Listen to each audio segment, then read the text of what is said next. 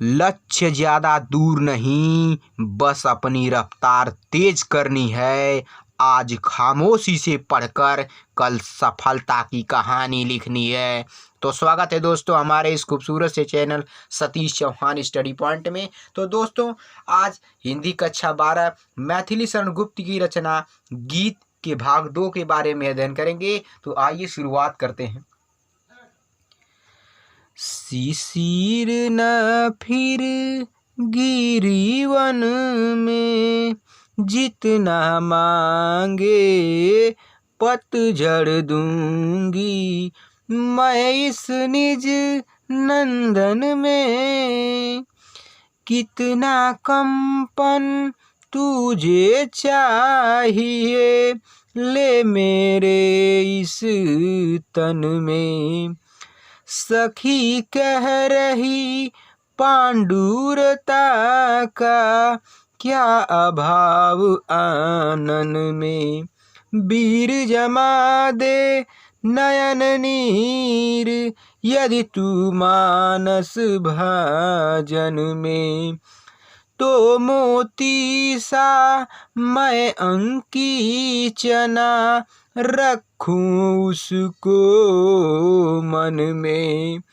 हंसी गई रो भी न सकूं मैं अपने इस जीवन में। तो उत्कंठा है देखूं फिर क्या हो भाव भुवन में, भाव भुवन में। इस पद्यांश में जब राम लक्ष्मण और सीता जी वन को चले जाते हैं, तब लक्ष्मण की पत्नी उर्मिला जी को असहनीय पीड़ा होती है और वे अपनी पीड़ा को व्यक्त करते हुए कह रही हैं। तो इस पद्यांश में उर्मिला जी विरह से पीड़ित शिशिर ऋतु को संबोधित कर रही हैं। किस प्रकार कह रही हैं कि शिशिर न फिर गिरिवन में, कि हे शिशिर ऋतु, न मिस नहीं, फिर माने घूमो, गिरी माने पर्वत, वन माने जंगलों में। उर्मिला शिशिर ऋतु से प्रार्थना करते हुए कहती हैं कि हे शिशिर ऋतु, तू पर्वतों और वनों में मत घूम। जितना मांगे पतझड़ दूंगी मैं इस निज नंदन में। जितना मांगे यानी जितना तुझे चाहिए, पतझड़ माने पतझड़, तुम्हें जितना पतझड़ चाहिए इस निज नंदन में। निज माने अपने, नंदन माने नंद भगवान के किस, अर्थात नंद के वन से। यानी कह रही हैं कि तू कितना भी, तुझे जितना भी पतझड़ चाहे, अर्थात जितने पत्ते चाहे वे सारे मैं तुझे अपने नंदन के समान इस शरीर से ही दे दूंगी। यानी कहने का अर्थ है कि पतझड़ में वृक्षों के पीले पत्ते झड़ते रहते हैं और उर्मिला अपने शरीर के विभिन्न अंगों को ही पत्तों के रूप में प्रस्तुत करती हैं, क्योंकि वियोग के कारण उसके शरीर के सारे अंग पत्तों के समान पीले पड़कर नष्ट हो जा रहे हैं। आगे कह रही हैं कि कितना कंपन तुझे चाहिए, ले मेरे इस तन में।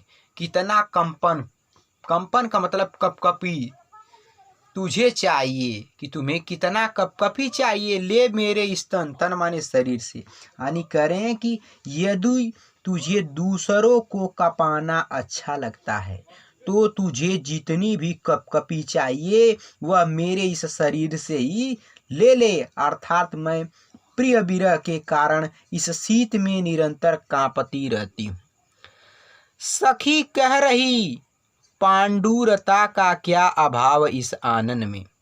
सखी कह रही, यानी सखिया कहती हैं, पांडुरता माने पीले रंग का क्या अभाव इस आनन में, यानी शरीर में पीलेपन का कोई अभाव नहीं है।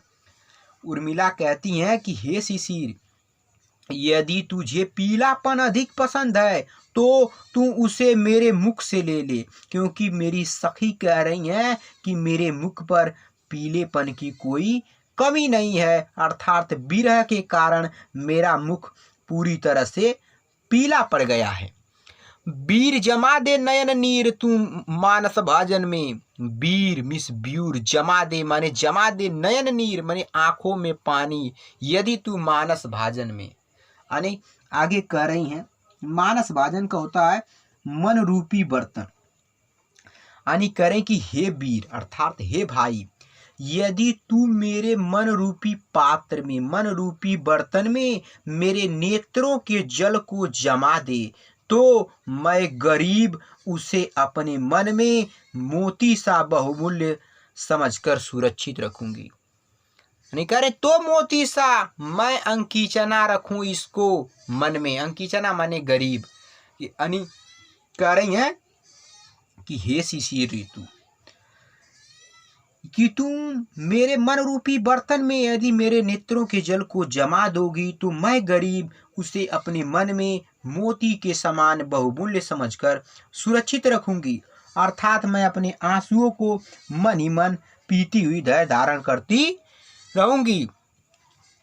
हंसी गई रो भी न सकूं मैं अपने इस निज जीवन में।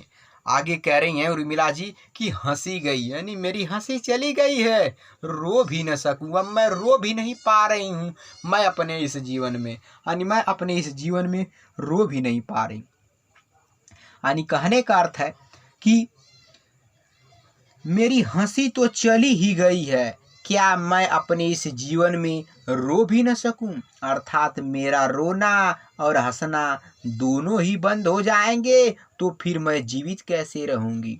ऐसी स्थिति में यह जानने के लिए आतुर हूं कि तो उत्कंठा है, यानी मेरी इच्छा है देखूं फिर क्या इस भाव भुवन में, कि मैं क्या देखूं। यानी कह रही हैं कि यदि ऐसी स्थिति में हंसना और रोना दोनों छिन जाने के बाद मेरे इस भाव रूपी संसार में फिर क्या हलचल शेष रह जाएगी।